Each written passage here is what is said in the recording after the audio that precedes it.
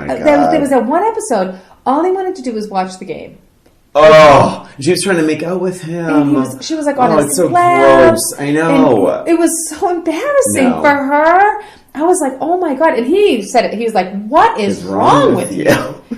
She storms out. And she storms out. And I'm like, oh my God, why does... my question is, why does he even continue to date her? I know.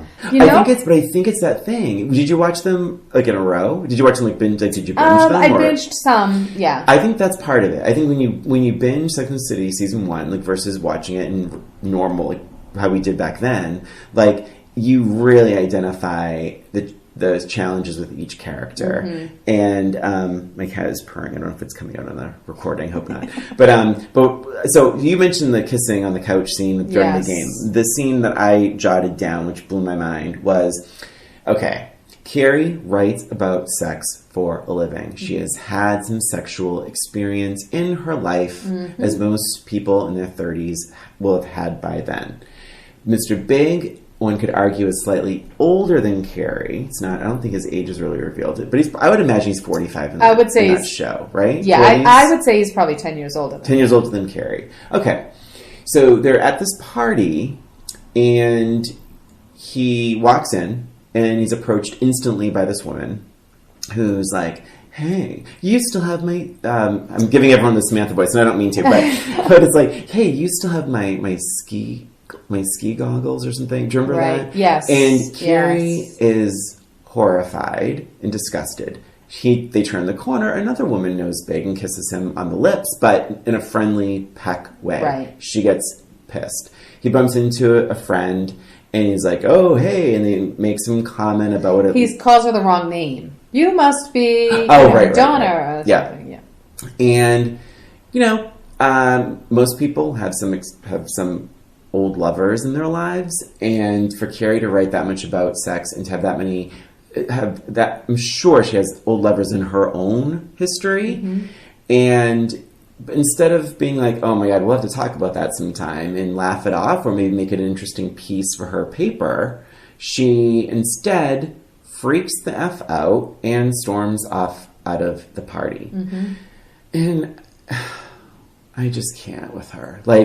And he was just exhausted. I felt his exhaustion. I felt his pain, man. I was like, why would he even call her? So why did we like it then? Why did we like Carrie 20 years ago? I think I liked her because I was in the dating world. And, I had a lot of these different types of situations, and I could relate to some of what they were going through. So I did feel like back then I did like it. I did like it because I was on their side, and I didn't give the guys enough credit. I really didn't. I wasn't looking at it from the guy's point of view.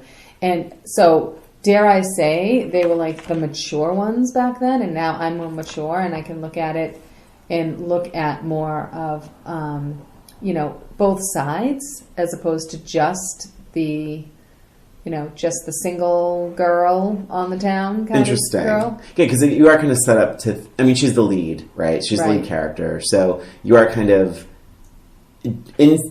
really set up to follow her on this journey and really kind of support her and cheer her on. But now that you are older, you can really deduce the characters, mm-hmm. and who do you relate to and who do you not like. And it just is unfortunate that it's the lead character, at least in season 1, that is kind of not, just not super likable. And it doesn't help when there are so many little scenes that where she is we'll get to that, but screaming and giggling a lot, and that starts happening in the second half of the season. But I think this is probably a good time to take a little break, and we'll be right back with more Sex and the City Shallow Dive. Hey there, it's Brian and Christina. We just wanted to take this break to thank you for listening to Old Roommates, the only podcast that revisits pop culture through a middle-aged lens. Please subscribe to Old Roommates on iTunes, Spotify, and wherever you listen to podcasts. And give us a rating or review while you're there. And if you have any questions, comments, or observations, shoot us an email at oldroommatespod@gmail.com. And follow us on Facebook, Twitter, and Instagram at Old Roommates. Thanks for listening, and now, back to the show.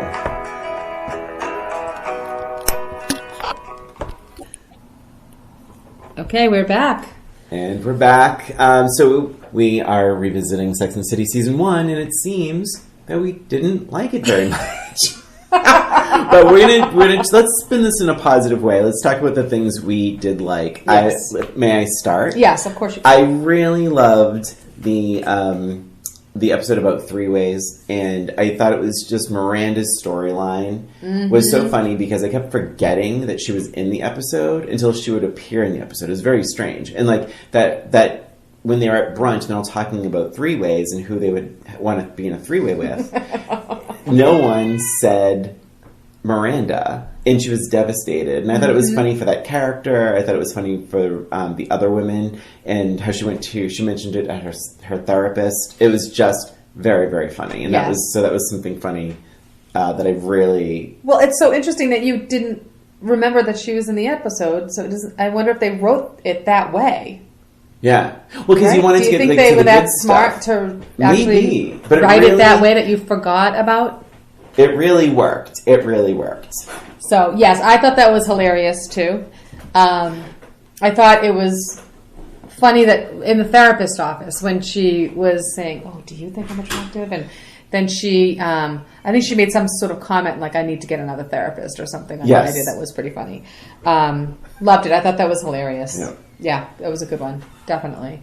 And I thought the bad breath guy was great in the turtle and the hair episode, which I mean, I watched that episode and I took notes, and I truly had two sentences about that episode, which was, one, the bad breath guy, and two, the intervention for the vibrator, which I thought was also funny. But the episode didn't go anywhere, but I thought, like, everything that begins and ends an episode, there's nothing that really brings the season, that carries the season into the next episode.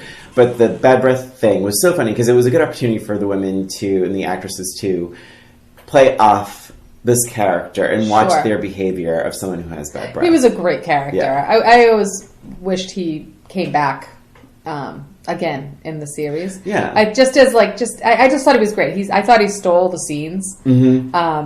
And Samantha was great in that. And it was just another great, like, Samantha moment where she's like, oh, that breath. Like, everyone else is dancing around it. Like, he's probably had bad breath for years and years, and no one's ever said anything to his face. And then she's the one that just says, oh, that breath is awful. Yeah. And he loved it. He was, like, very excited. He was funny. Yeah, because he was taking these special herbs and all that. Right. She's like, oh, honey. Yeah. And the only other thing is, it has nothing to do with the show, but they named that secret restaurant where the men bring their girlfriends that they're ashamed of or something. Oh, It's right. so strange. Do you remember the name of it? I don't remember the Feng name. Hua, which is the name of the bus company. And I thought that was I thought that was very funny. I'm very familiar with Feng Hua. But then I thought that was cute. But otherwise, I was hard pressed to find. I mean, Samantha, I feel like she had the best scenes. She had she was like the positive light of that show because everyone else was so, like, they were controlled by their problems, Right. and Samantha would fight her way out of the problem. Like, it was just more direct. She was just such a different personality than the three of them, and everybody was so consumed with dating, right? Yeah. And she was just like living her life. Living her life. She's buying a new apartment and, just doing so much better. And I will say the one thing that I will say with a positive spin on the show, as opposed to all my negatives, was that I did appreciate the fact that they did speak about subjects that until then, and even now you don't really hear about it much, they were never talked about. They talked about blowjobs and anal sex, Christina, please. and threesomes, and all these subjects that you and I talk about, but you never saw that on television. And I thought it was somewhat realistic in the way that they talked about it too. And one of my favorite lines was the blowjob discussion, and how Samantha loved it, of course, and they just some loved, some liked, and in and out and whatever. Yeah. And then Charlotte said they were talking about the reciprocating, and Charlotte said, "Oh well, I don't expect that." And then the other three of them are like, "Oh, well, forget it. If they're not doing it, I'm not doing it." Like it was just like that whole thing was funny and pretty realistic, to be honest. But it was great. I thought that was really fun, and I like the fact that they talked about these specific subjects that you wouldn't normally do. They talk about it, so I appreciate it for that. Yeah. Yes, for sure. And one other thing I have to say is that there's an episode 5, where the international party girl, Emelita, I think is her name, and she's like, "You're crazy." Everything is like, "Yo, Carrie, you're crazy." I loved her, and I was like, "Where's her show? I want to watch her show." Oh, she actually seems like she's in control of her life. She seems like she's having fun, and she's vivacious, and not like, "Oh, I'm Carrie." It's like it's enough. It's and just why are they friends? Yeah, why? How did that friendship? Well, I think I think she says it, but I don't remember. So it was a while ago. It was a while ago. She spoke to the camera and told us directly, if I remember correctly. Yeah, crazy. I could see her being friends with Samantha, but not necessarily. I agree. Yeah. So now let's have some fun. We're going to do a match game minute where we will each. So we did talk about this, the idea of this, which is one of our favorite game shows of all time. Match game, not to, although we love the pyramid and all that, but match game. So I'm going to ask you a question, and I'm going to try and match what I think you're going to say. Okay. So. And then I'll ask you a question. Yes. Yeah, I hope so. And then, so here's yours. Do I write it down? Write it down. Yeah. Let me have the pen. Okay. All right. So. I'll show it to the reader, to the listeners at home. Show it to everyone. Show it to the viewers at home. So if you had to take a cross-country road trip with one of the 4 Sex and the City female characters, who would you take that road trip with? Okay. I do have to give it a little bit of a thought. I know definitely who I would not. This is the match game music, and I hope it's okay that I don't know what the laws are. Is that really? Humming. Yeah, it's like that. Do you watch the new Alec Baldwin? I think it's different enough that we're not going to get sued. All right, fine. All right, I am going to say. Well, wait. So, are you going to write it down? I'm writing it down. Yes, okay, I'm thinking about it. I think I know who you're going to say. And we're talking about now, right? Now, right now, tomorrow. Jump in the car. Who's sitting next to you? Okay. Out of my book. Ding. All right, Christina's in. Yeah, wait, I have to show it to say. you. So I think you would say Samantha. I could tell you that it would not be Charlotte. I definitely would not do Carrie. And it was a close tie between Samantha and Miranda. And my first thought was Samantha. Okay. But then I gave it some more thought. Mm-hmm. And I think my guess would be, because I was thinking, if it's Samantha, all she's going to want to do is stay out and party. Yeah. And I mean, it sounds like fun, but I would be exhausted. And I'm not sure she would drive much. Yeah. So I actually chose Miranda. Okay. Miranda. I think Miranda and I have a little bit more in common now. I think back, in the 90s, I probably would have chosen Samantha, but I probably would have chosen Carrie back then. Oh, maybe Carrie. Because she's a good chatter and up on the times. And maybe Carrie. But yeah, Miranda, I think that we could go somewhere and have a great meal and drink lots of wine or whatever. And if we wanted to go out after, we could do that. But I don't think I'm not really a club kind of girl at this point, so I think that Miranda would be the one. All right. And intelligent conversations, I mentioned that.